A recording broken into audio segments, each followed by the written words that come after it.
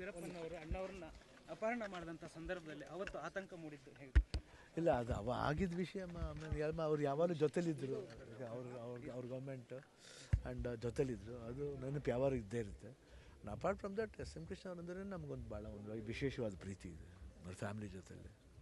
ಈಗ ನಿಮ್ಮ ಮಾವನವರು ಗೋವಿಂದ ಅವರು ಮಾತಾಡುವಂಥ ಸಂದರ್ಭದಲ್ಲಿ ಅವತ್ತು ನಮಗೆ ಮರುಜೀವ ತಂದು ಕೊಟ್ಟವರು SM ಕೃಷ್ಣ ಅವರು ಅಂತ ಹೇಳಿದರು. ಅದ್ರ ಬಗ್ಗೆ ಅದು ನೋ ಡೌಟ್ ಅಬೌಟ್ ಇಟ್. ಅದು ಕರ್ನಾಟಕಕ್ಕೆ ಗೊತ್ತು, ಅದು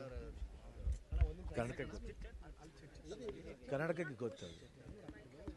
ಅವತ್ತಿನ ಸಂದರ್ಭದಲ್ಲಿ ನೀವು ಎಷ್ಟು ಆತಂಕಗೊಂಡಿದ್ರಿ, ಹೇಗೆ ಆ ಸಿಚುವೇಶನ್ ಅನ್ನು ಆಲ್ರೆಡಿ ಆಗಿದೆ. ಸಾರಿ, ಆಗಿದೆ. Already I spoken already.